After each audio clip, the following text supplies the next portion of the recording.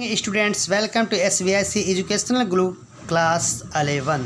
ठीक है, तो हम लोग अध्ययन कर रहे हैं अध्याय 1 NCERT बुक से, अध्याय 1 जीव जगत।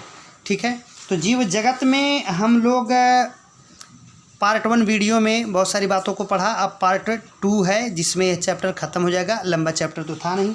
तो चलिए, वर्गीकरण तक हम लोग अध्ययन किए थे। और वर्गीकरण क्यों ज़रूरत पड़ती है वर्गीकरण की, कि जब आप किसी जीव का बार बार वर्गीकरण करेंगे तो ज़्यादा से ज़्यादा आपको उसका इम्पोर्टेंस ही समझ में आएगा। ठीक है, तो वर्गीकरण करने के लिए सबसे पहले हमें तो ये जानना पड़ेगा कि वर्गीकरण की कौन सी इकाइयाँ हैं। तो ये इकाइयाँ भी तभी आपको समझ में आएगा जब 1, 2, 4 जीव का आपको वर्गीकरण करके दिखाया जाएगा, जो नेक्स्ट चैप्टर में हम आपको डिटेल देंगे। इसमें थोड़ा सा वर्गीकरण को टच किया गया है तो हम लोग जानें। ठीक है, तो देखिए, वर्गीकरण की इकाइयाँ मुख्य रूप से 7 हैं। ठीक है, वो कौन कौन है? Species, genus, family, order, class, phylum and kingdom, जिसकी हिंदी ब्रैकेट्स में लिखी हुई है, आप समझ सकते हैं। ठीक है, अब चलिए हम बात करें ये किस लिए होती है।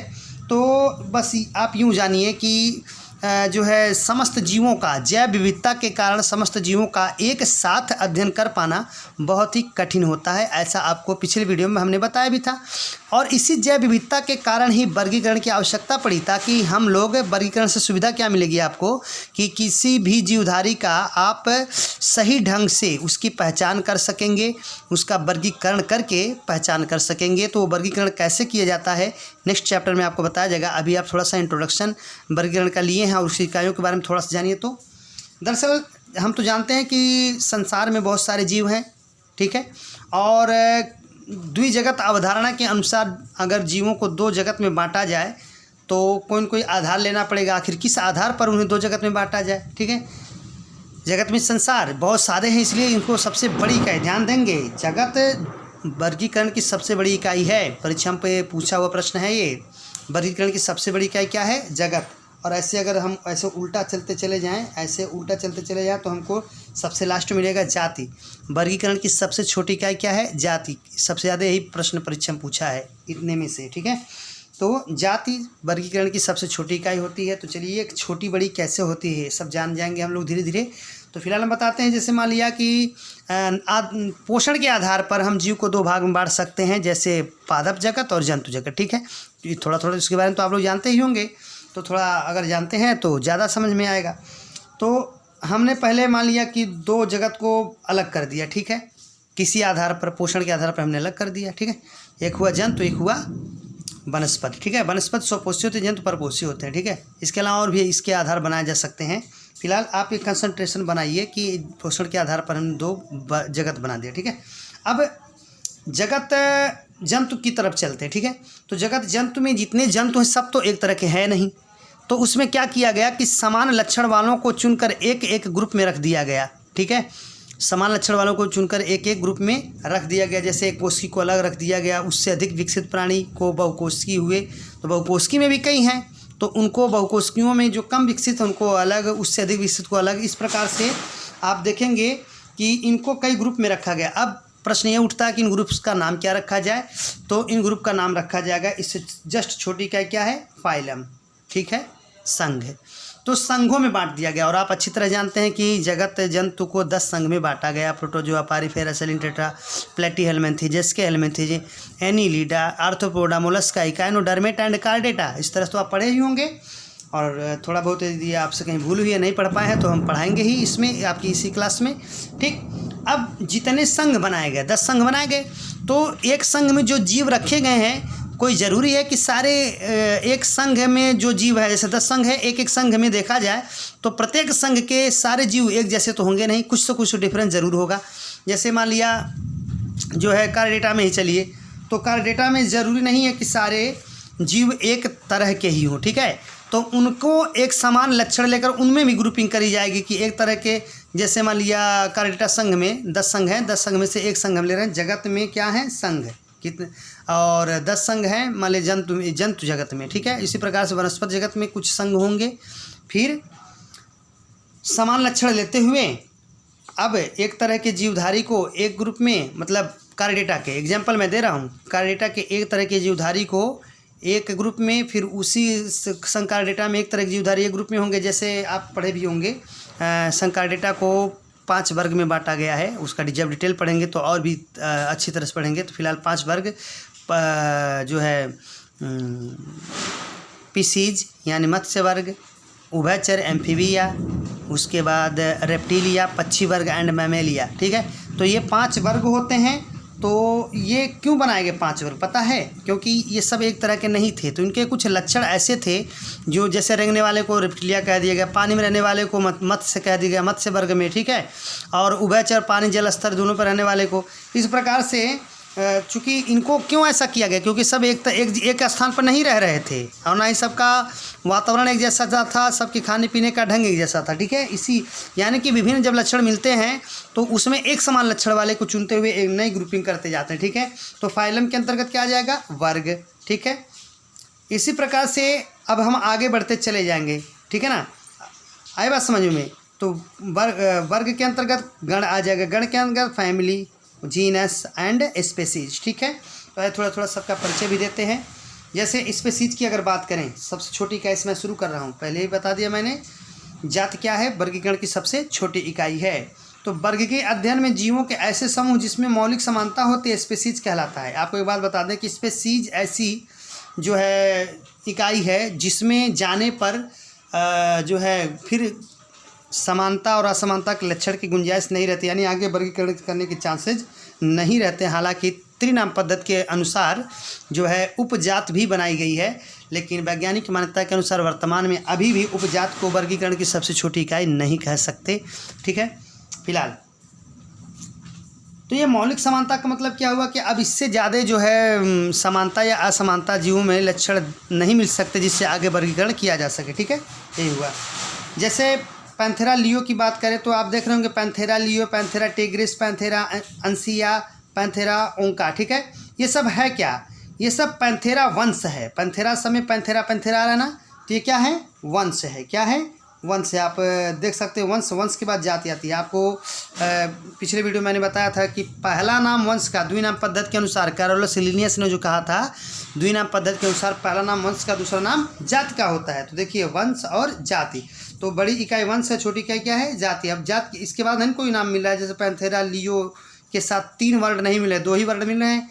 क्यों? क्योंकि वैज्ञानिक अंतर्राष्ट्रीय मान्यता के अनुसार जो है द्विनाम पद्धति बहुत अधिक जो है मान्यता वाली पद्धति है। ठीक है, दूसरी बात यह है कि इसमें वंश पहले आ रहा है, यानी कि वंश में कई, एक ही वंश में कई जातियां देखने को मिलेगी। जैसा कि मैं बता रहा था आपको कि संघ में क्या है? वर्ग है, वर्ग में गण। उसी प्रकार से वंश में क्या रहेंगे? जातियाँ।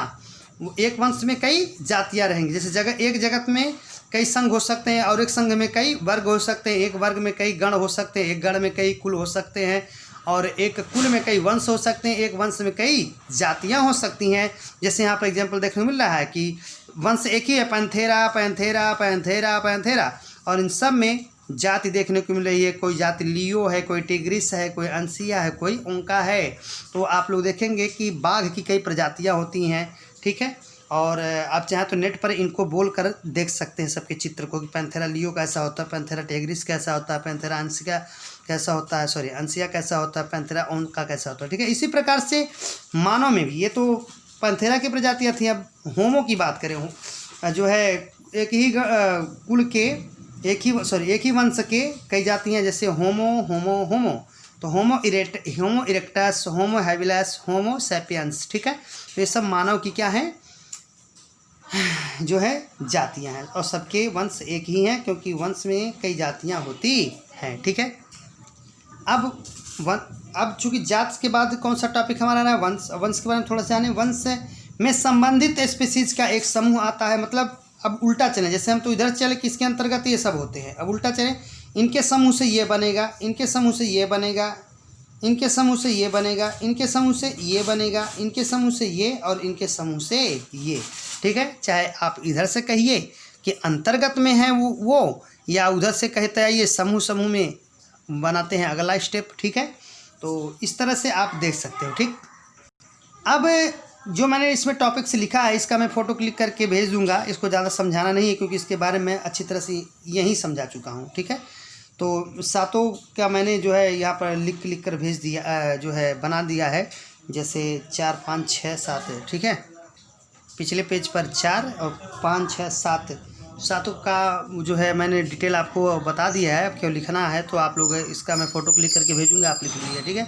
नेक्स्ट पेज है वर्गीय सहायता साधन, यानी कि वर्गीय सहायता साधन का मतलब ये हुआ कि वर्गीकी में वो कौन से साधन हैं जिससे हम आसानी से वर्गीकी को समझ सकते हैं, जीवों के बारे में समझ सकते हैं। तो फर्स्ट स्टेप है हर्बेरियम, ठीक है। तमाम विद्यार्थी इसके बारे में जानते होंगे, नहीं जानते तो जानिए। ये क्या होता है कि यह वनस्पति संग्रहालय में होता है, ठीक है। वनस्पति संग्रहालय का मतलब हर्बेरियम सिर्फ वनस्पतियों के लिए है, ध्यान दे दीजिएगा, ठीक है। कभी कभी परीक्षा में इसके प्रश्न बन जाता है कि हर्बेरियम मुख्य रूप से किसके लिए है, वनस्पति के लिए, जंतु के लिए, कोश के जीवों के लिए आदि, ठीक है। इनमें से कोई ऐसे करके आप टॉपिक्स आ सकता है, तो आप जानिए वनस्पति के लिए हर्बेरियम होते हैं। इसमें होता क्या है कि पौधों के नमूनों को एकत्र किया जाता है पहले, यानी कि पौधे के जो नमूने होते हैं जो विलुप्त ना होने पाए या विलुप्त हो, जो है क्या नाम है, बहुत कम जो देखने को मिल रहे हैं, उनका अध्ययन करने के लिए उन पौधों के नमूनों को इकट्ठा कर लेते हैं और कागज़ लेकर, एक कागज़ की शीट, जैसे मान लिया मेरा एक पेज है, ठीक है, इस पर लेकर सुखाकर दबाकर परिरक्षित कर देते हैं, परिरक्षित सुरक्षित कर देते हैं, ठीक है। हर्बेरियम की शीट पर एक लेबल लगा दिया जाता है जिस पर, अब देखिए क्या क्या किया जाता है। जैसे आप क्या करेंगे, एक पेज लेंगे, उस पेज पर पौधे को जो का नमूना आप ले लेंगे, पौधे मतलब उसी पौधे को लेकर आप सुखा देंगे, सुखाकर दबाकर उसको उसमें चिपका देंगे, ठीक है। और उस पर एक लेबल लगा देंगे। उस लेबल पर क्या किया जाता है, इसको जानिए। एकत्र करने की तिथि और स्थान, यानी कहाँ से आपने इसको पाया है और जो है किस तारीख को पाया, ठीक है। पौधे का इंग्लिश में स्थानीय नाम और वैज्ञानिक नाम, 3 नाम लिखते हैं। अंग्रेजी में नाम लिखते हैं, स्थानीय नाम लिखते हैं, यानी कि लोकल एरिया, जिस एरिया में पाया गया वहाँ उसको क्या बोलते हैं, ठीक है। क्योंकि आपको पहले ही बताया गया था कि एक ही जीव को कई जगह पर कई नाम से पुकारा जाता है, तो उस स्थानीय नाम पर फिर उसका वैज्ञानिक नाम क्या होना चाहिए, ये सब उस लेवल पर लिखा जाता है। साथ साथ किस कुल का वो पादप है, मुख्य रूप से पादपों में कुल याद रखना चाहिए, किस कुल का पादप है, और लास्ट में एकत्र करने वाले का नाम लिखा जाता है, ठीक है। तो ये टोटल जो व्यवस्था है वो क्या है, हर्बेरियम कहलाता है, ठीक। नेक्स्ट है वनस्पति उद्यान, बॉटनिकल गार्डन, ठीक है। ऐसे उद्यानों में पौधों के स्पीसीज की पहचान के लिए उगाया जाता है, यानी कि क्या किया जाता है कि किस जात का ये पौधा स्पीसीज का है, किस स्पीसीज का है, और जो है कई प्रकार की कई स्पीसीज के पौधे उगा दिए जाते हैं, जिससे हम लोग बार बार उगाए जाते हैं वनस्पति उद्यान में, जिससे जो है जाने वाले या जो नहीं जानते हैं जिस पौधे के बारे में, वहाँ पर उसको उनकी स्पीसीज की पहचान कराई जा सके, तथा उपयुक्त लेबल प्रयोग किया जाता है, ठीक है। तो उपयुक्त की तरह, यानी कि इसमें भी वही काम होता है, पौधे के पास या पौधे में ही टांग दिया जाता है लेबल, और जो व्यवस्था इसमें मतलब कहाँ से पौधा जो है किस एरिया में है और उसका वैज्ञानिक नाम क्या है, इंग्लिश वगैरह तमाम चीज़ें जो इसमें हैं, टोटल व्यवस्था इसमें लेवल पर किया जाता है, ठीक है। कुछ प्रसिद्ध बॉटनिकल गार्डन का अगर नाम लें अंतर्राष्ट्रीय स्तर पे तो देखेंगे क्यू एक ऐसा गार्डन है जो इंग्लैंड में है।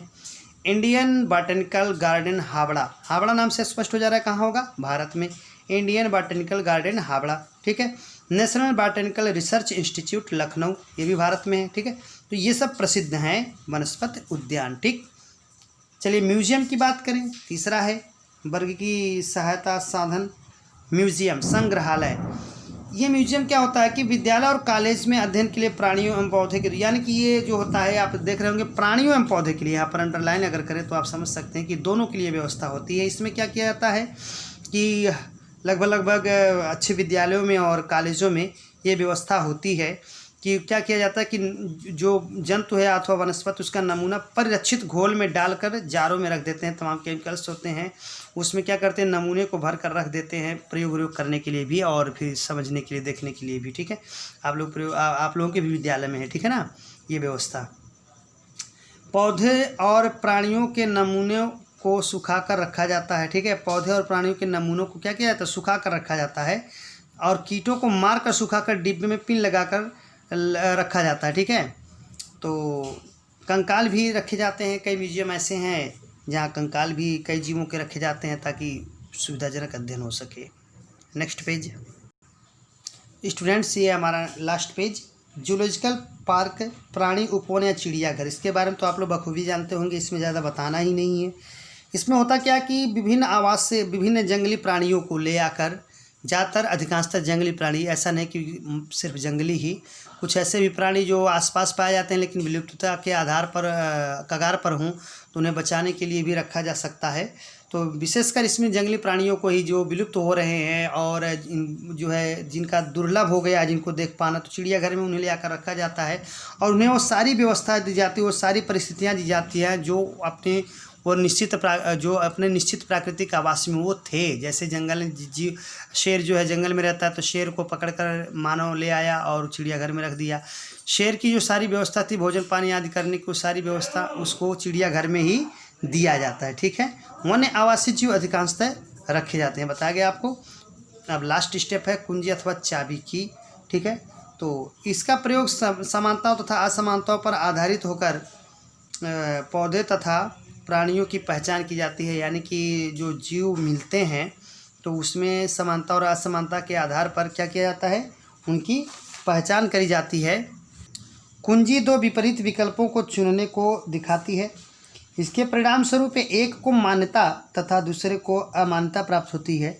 कुंजी में प्रत्येक कथन मार्गदर्शन का कार्य करता है। ठीक है, ये थोड़ा सा प्रैक्टिकली जब आपको बताया जाएगा तो ज़्यादा समझ में आएगा, बहुत हेडक लेने की ज़रूरत नहीं है। ठीक है, तो चलिए ये हमारा आज इस वीडियो में पहला अध्याय जीव जगत समाप्त हुआ। ठीक है, अब जो तैयारी करते रहिए टेस्ट के लिए भी। धन्यवाद।